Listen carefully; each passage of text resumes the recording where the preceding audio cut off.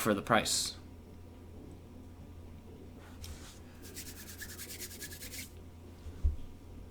All right, guys, time to look over here at Team of the Week 17. This is the final week of the regular season, and we had some big performances. Sammy Watkins had a huge performance, and Earl Thomas.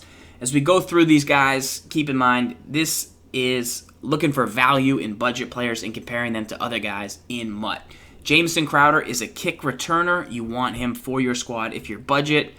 94 speed, he has really good agility and acceleration with 93 elusive. He's not going to be a great receiver unless you are really budget and trying to get him on drags and screen routes, but he'll work well as a kick returner. Steve Williams is actually a pretty good CB for man coverage. There is Ronald Darby, who's very good. Team of the Week, Bradley Roby, Robert Alford. Those are kind of four good man corners that are at this range. They all have above 92 speed and above 90 man coverage. Unless you're looking to go up to the Marcus Peters, these are four guys you can get if you're budgety, and Steve Williams is one of them. Rashad Jennings, unfortunately, with the agility and only 92 truck, is just not going to make anybody's team. There's better values. Tuitt has really good strength and block shed, 94 and 95. That's excellent. 86 excel is pretty good. You want him in the game on rundowns for budget. That's really strong at left end. However, you actually don't get in too much trouble if it happens to be a pass play because he has 89 power move. So this is a really nice item. I recommend, though, you get the Schefter Star Zadarius Smith instead of Tuitt. If you can afford him or if he's still available, get the Zadarius Smith. But I do like this Tuitt a lot. I think he's probably the biggest sleeper of Week 17, Team of the Week. We talked about Ryan Tannehill. We loved him. His first item of the year was a great building block of a quarterback. If this was his Team of the Week in like Week 6 and then his final item was above 90, you would have seen his throw power above 95, his deep accuracy at about 85, his short at 95, and his medium maybe even at 95. And this would have been an amazing item. He had a great chance this year in MUT to become really, really awesome, much like the Mariota. And unfortunately, this is his first Team of the Week. It only goes up a little, and it just didn't follow like the progression. And so this Tannehill at 78 deep and only 84 speed cannot be played for your team. There's many better quarterbacks out there. Johnny Manziel still probably a little bit better. 88 Mariota, go get one.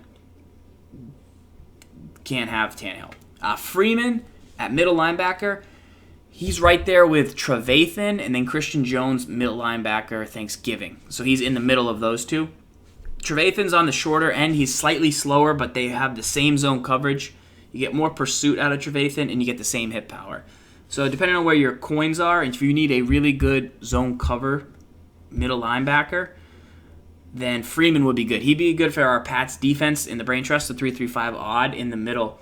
He could sit there and play pretty nice. Ronnie Hillman, 93 speed, 95 agility, 94 excel. Excellent. Really solid across the board, but 87 carry, that freaks us out a little bit. We do use LaShawn McCoy sometimes, and he has a little bit lower carry, or about the same carry, and he doesn't fumble too much, so we'd have to test Ronnie Hillman.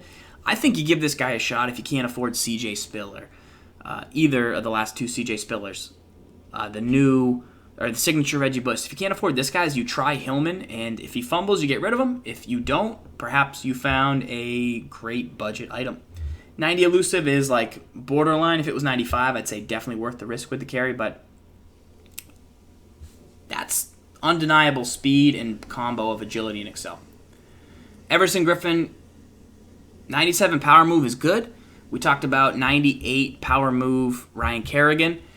They don't do everything else well, but if you need a guy who costs 97, who has 97 power move, then maybe Everson Griffin's your guy. The problem is he cannot play on rundowns. He's really, really, really big liability on rundowns. Like, can't even consider it. So I don't know why they nerfed him so tough. He must be really bad against the run in real life. But if you maybe need to get yourself a 97 power move rusher and you can't afford the Cameron Wake who had 98 early in the year, or can't get yourself a Kerrigan, or can't get yourself some other guys that are available, if this Griffin comes down to like 20K, 15K, and you need a pass rusher, he's a possibility. But I dislike.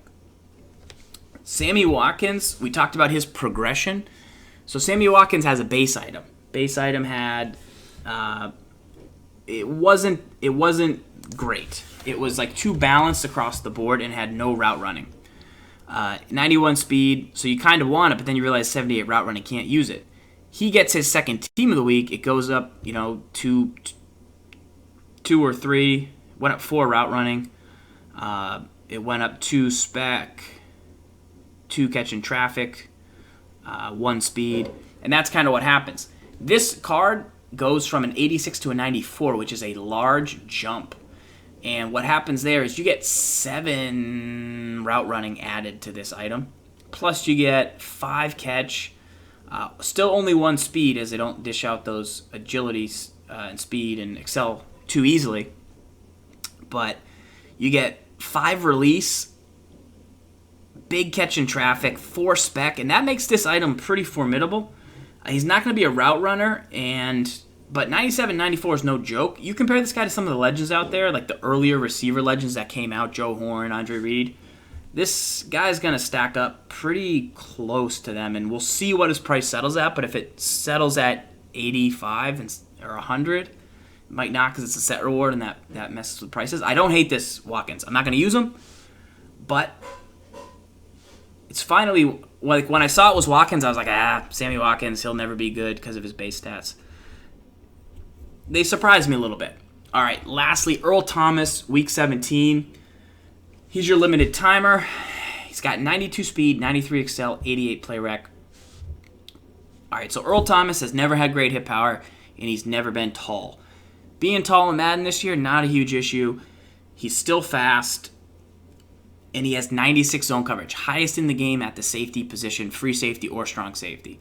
Before, if you wanted to play a lot of zone coverage, what you would do is, if you were going to call cover 4, you'd just put 4 CBs in the game. You'd put Josh Norman, Rondé Barber, Marcus Peters, get all those guys, because all the free safeties and strong safeties, even the best ones, Ed Reed, Brian Dawkins, they were capping out at 92 zone.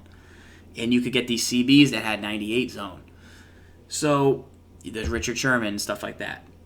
Now with Earl Thomas, you don't really have to do that. You still got a guy who has good pursuit. He's got a little bit of hit power. Okay man coverage if he gets matched up against maybe like a tight end or a halfback or something. He's fast, 92 speed, 93 excel. I'd still play the Quinn as a value player if it's like a 100K difference. But I'm happy that Earl has that zone coverage that really differentiates him and makes him a possibility to keep in the game and cover 3 in a deep zone rather than subbing in Rondé Barber, because now you're playing with a real free safety. So I like this Earl Thomas. I think because he is unique, he does something better than anybody else does.